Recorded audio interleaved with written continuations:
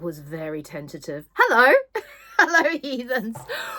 I think my clapperboard's broken. Welcome. Today I am doing a tag, and I saw a couple of people do this. I saw the original creators do this. So it's My Name is Maren and Thoughts on Tomes. And this is the Getting to Know My Taste tag. And I thought it was quite fun because I enjoyed the kind of Getting to Know Me tag I did probably a few weeks ago now. And I thought I would do something similar. I like these questions. So without further ado, let's get to know me better. So the first question is, how do you rate books? And give us a rundown of how you do your star ratings, how you use them, and how you evaluate. So here's the thing. Me and star ratings, we have a rocky relationship. I don't love them. I'm going to be totally honest. I find it hard to rate different books from different genres, and like, what is a 4-star dark romance versus a 4-star. It all. But also for me, I love reading for enjoyment and for pleasure and for fun and for escapism. So those are kind of the primary things I look for in books. So I guess my sort of salient word for reading is enjoyment, is emotion and enjoyment. And so I find, what else do I enjoy? And that's food. Yeah, as is evident, I enjoy food. So for me, the way I look at it is like a 3-star book, for example, is like a pizza margherita. Nothing wrong with it. It was fine. You could happily eat it, but does it really have you salivating? You know, are you really just knocking down that chef's door and saying, give me that margarita? I mean, for some of you, maybe that is true, but for me, just it's fine. It's fine. So that's how I feel. And that is normally a book that I don't feel any emotions from. So for me, art is all about emotion and emotional connection. And when I say art, I mean books, I mean paintings, I mean fashion, I mean music, I mean anything within the arts. And I love the arts, and that's how I evaluate all arts. And as an example, like, I think you can look at a painting of like a still life of like a vase with some flowers in it and be like, that's nice. You know, it's well painted. I know what it is. But does it really do anything? Do you get any emotion from it? No. Again, maybe you do. That's you. But then if you look at something like Tracey Emin's Bed, very famous. Lots of people had very interesting opinions on it. And that's just it. You know, love it, hated, whatever your opinion is on it, it is good art because it made you think and it evoked an emotion. And I think that's the same thing with books, and that's how I personally evaluate books. And it kind of goes into the next question, which is also, how do you approach reviewing books and what's your style? So that's very much how I evaluate and review books. It's that emotion and that emotional connection. So like I said, 3-star, it's a fine book, it's well written, whatever, but nothing really went, nothing touched anywhere. So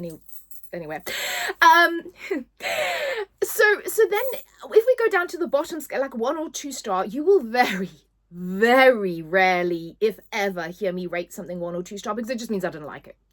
And I am at that point in my life and my considerable book collection that I DNF if I'm not enjoying something. So I tend to give it 100 pages or like a third of the book, because I feel that that's fair, unless there is something that really turns me off in the beginning of the book. And I am one of those people that if you don't get me from hello, but you know, it's got to be something that I really just can't continue reading. And again, that is so rare. I think that's happened to me once, where I took a book and sort of threw it across the room, physically threw it and went, get out.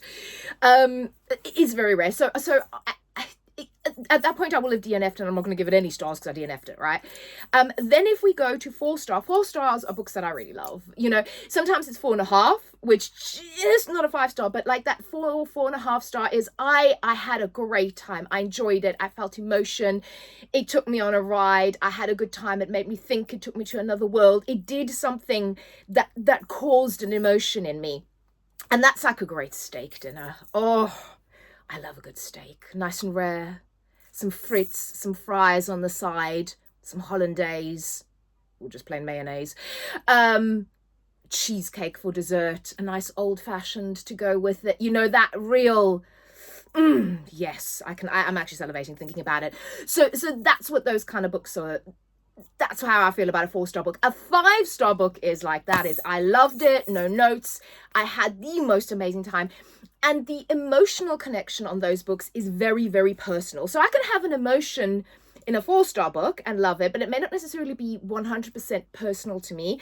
When I rate something as a 5-star, it means I had some personal emotional connection to the character, the storyline, something that happened. It touched me in a very personal way. And that for me is when a book tips into that 5-star category, and that I think about it all the time kind of category. And that is like, I'm going to Michelin star restaurant. I am having a 5-course meal.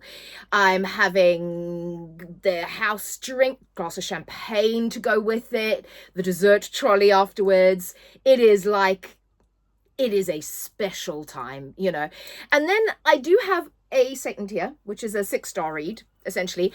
And that is, I went to the Michelin star restaurant. I had everything that was on their menu. I then went to their cocktail bar. I had everything that was on their cocktail menu. And those cocktails were served to me by Charlie Hunnam in nothing but a smile and a motorbike. On a motorbike. It is like I have died and gone to hell. It is a good time. I also have one more category, which I would call like a 5 or a 6-star read, but niche. An acquired taste. So while it is a second tier or a 5-star read for me, I do appreciate that the themes or something about the book may not be mainstream. So I am an absinthe drinker. I adore absinthe. The Tuesday Society. Is it the Tuesday Society? Something along those lines. There is a absinthe bar in London that is incredible. I also love licorice.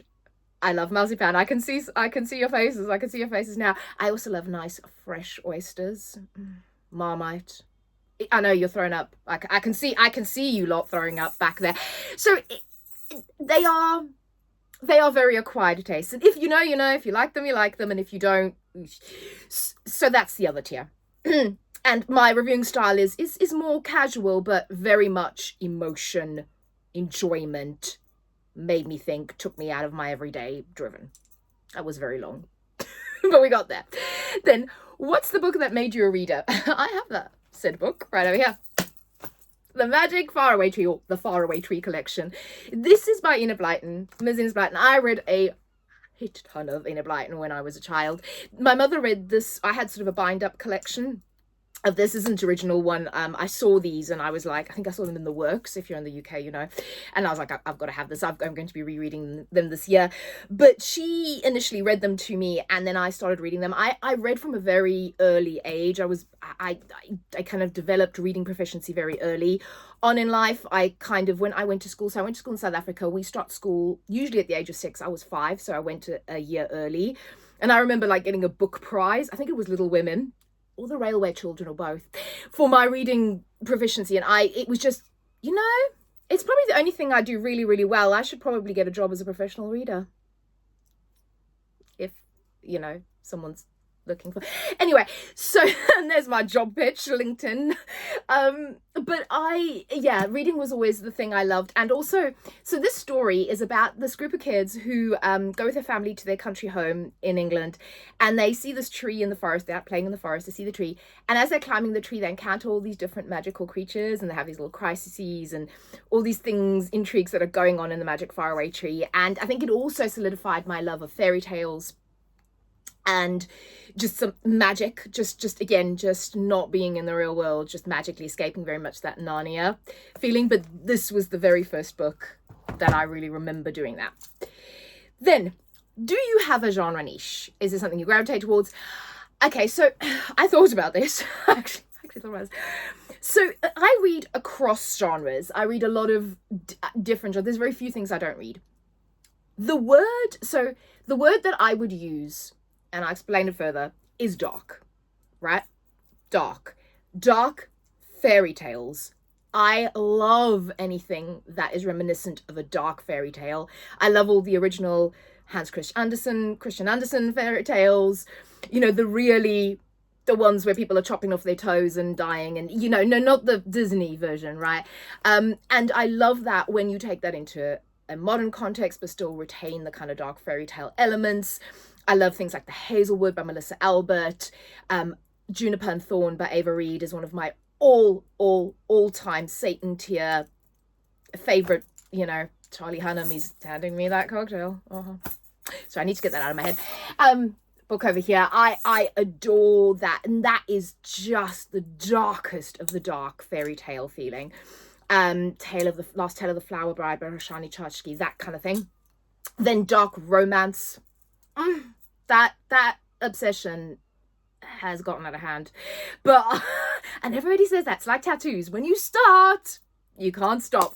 But dark romance. The darker the better. Black. Like my soul. I also like kind of really dark psychological thrillers. So I think the overwhelming word would be, dark romantasy as well. I like fantasy, but I like it on the darker side. You know, witches, vampires as well, paranormal, dark, paranormal, dark. Then, do you generally prefer character-driven or plot-driven stories? This is tough because obviously you want a plot, but I think for me, and I really had to dig deep on this one, but what solidified it for me is this book I'm reading right now, which is Kid by Jessie Hall, which by the way is freaking fantastic. So I would say character driven because I am reading this book and I got about halfway through. I'm having the best time. I'm loving it. And I went, what actually has happened? Like, plot-wise. You probably sum the plot up in about 2 words. But that's not a criticism. I fucking adore this book because it is so character driven. It is this intense character study of these 2 messed up people trying to form a connection and their darkness and their, what goes on in their mind. It is incredibly dark from that aspect, but it also is so emotional and so incredible. But it is really just about Kid and Johanna. And plot be damned. Plot be damned is what I say. I adore, Jessica, I'm just now a massive Jessie Hall stan. So plot. What's a book you love so much that you don't care if others don't like it? You love it enough for everyone else. Probably one of my OG ride or die. Sorry, I put plastic over this too because this is so old. I'm like, I don't want this to disintegrate. This is Poppy C. Bratt's Lost Souls. This is, again, a really dark, gritty vampire book. Sort of the antithesis of the Anne Rice vampires. We're talking 90s grunge, goth, like downtrodden America kind of vibe. It is sensational. I love this book with all my black heart. I have reread it many, many times. I very rarely reread books. I think it's more of sort of an underground favorite. It's like, if if you like that genre, you like it.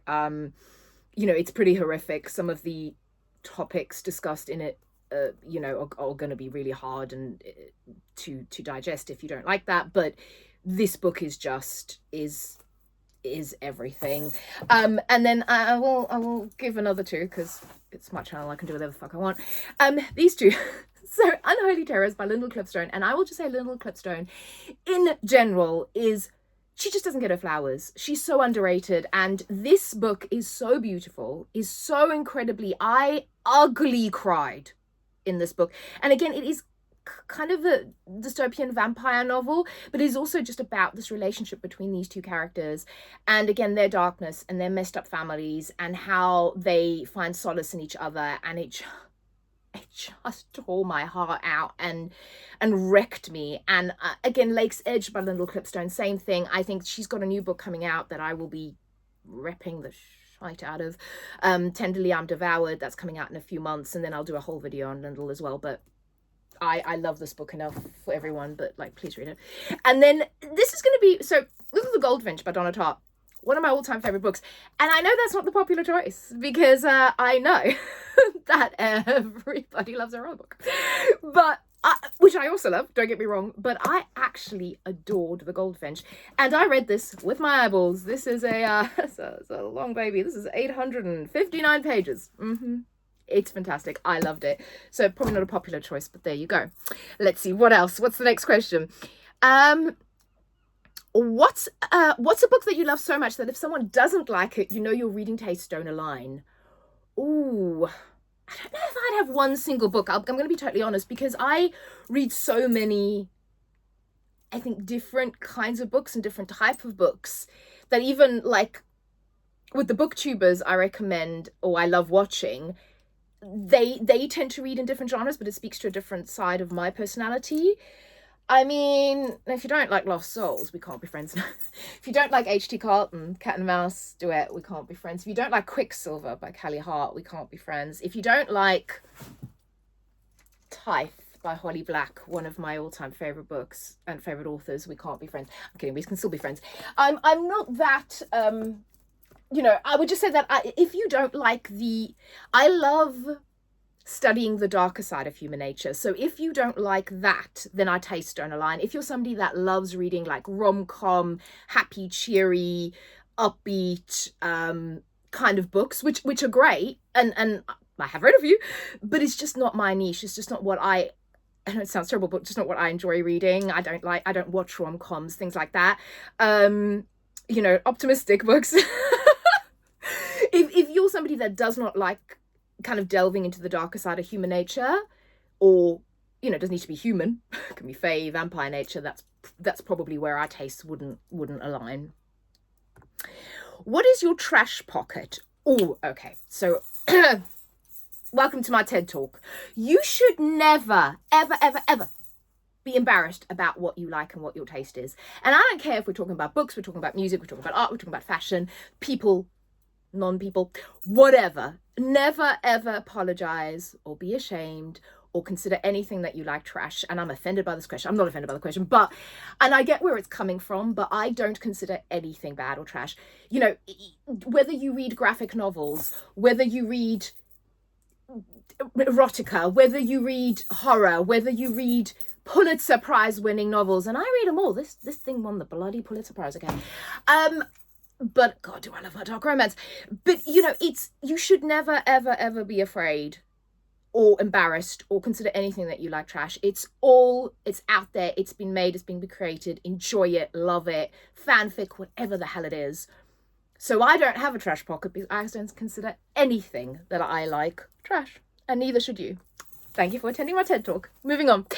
Do you have any deal breakers in books? I have a very, very high tolerance for things. I think the only thing that really, really bugs me is things that are gratuitously dark themes that don't make sense within the context of the book. So they're just there to shock. I'm not overly a fan of that. It really just turns me off. It's like if someone's talking about like human trafficking just for the sake of it, but it doesn't make sense within the novel or slavery or something like that. I just sort of make it make sense, right? But you make it make sense. It needs to make sense in the if it doesn't, if I feel like it's there gratuitously, that'll turn me off.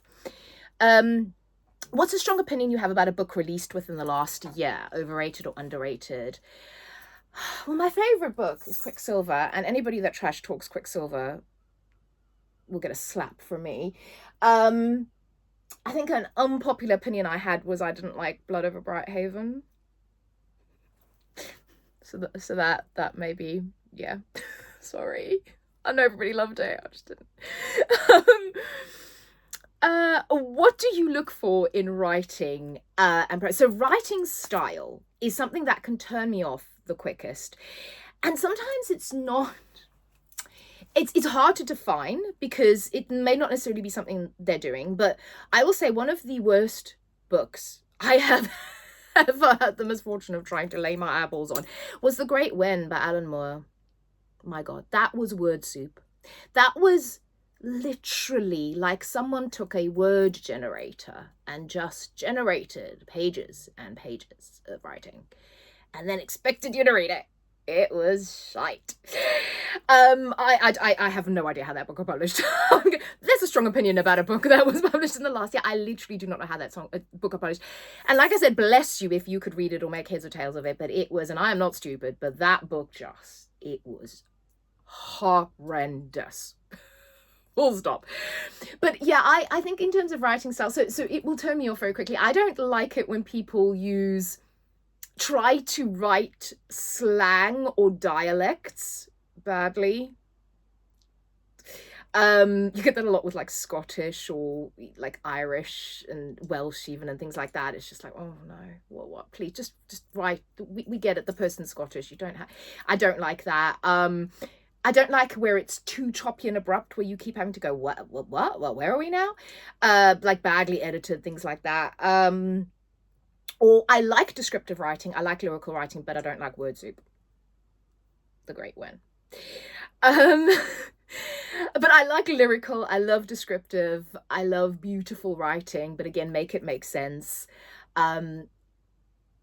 Yeah, I love a beautifully written book like Ava Reid, but I also wanted to make sense. How do you decide what to read next? You plan mood. I am a total mood reader. I'm a mood everything in my entire life. My mood can change like that. And I dive headlong into things when the mood catches me, as you may have noticed. But mood above anything else. Where do you get inspiration for your booktube content? Honestly, watching other booktubers, watching other videos, Instagram, sometimes just things I see, just that need to talk about something that I want to talk about. That's kind of where I get my inspiration. If you could make any books go viral right now, what would it be? Well, so I have just read, and this is going to be the video that I'm posting after this, so I'm not going to talk much about it, but I'm just going to say This Book Will Bury Me by Ashley Winstead. I want this book to go viral because I want people to talk about this. Ashley Hughes, if you're no this book, I don't want to talk about too much because, like I said, that's going to be my next video talking about that book. Then another one that I would absolutely love to go viral, author, is J. Rose. This is the Blackwood Institute. This is a bind-up of the 3 books in this series, and I am obsessed with this. I read Twisted Heathens. I'm more than halfway through the 2nd book. I'm obsessed with J. Rose. I'm obsessed with the darkness and the bleakness of the story. This is dark romance at its best, but it's also got like crime elements. It's got this found family, messed up characters, darkness in an asylum.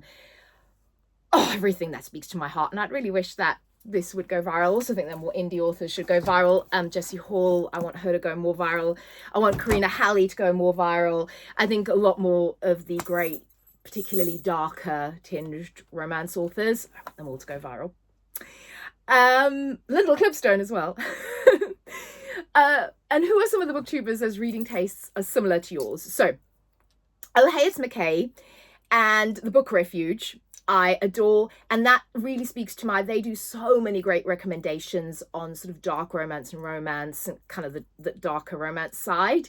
Siobhan Caitlin, I think our tastes really align. We've been having a back and forth about Twisted Heathens, because I saw her talking about Heartless Heathens, which I loved as well on her channel, and I think we have similar taste in books, so love her channel. I mentioned The Book Refuge, then Honest Fiction, I love her channel. I love, she does so many fantasy, dark fantasy, and like romantasy recs, so that's where I love getting my recs for that. And then Hayley Hughes, first of all, I love her snarky sense of humor. She's an Ashley Winstead stan. Oh yeah, and she has the best thriller rich people drama, which I love. I'm a Gossip Girl fan, by the way, as well. Rich people drama, thriller, mystery recommendations. So like I said, they do different stuff, but they speak to a part of my soul, and I'm very pro why choose. I'll speak to you all again later. Bye.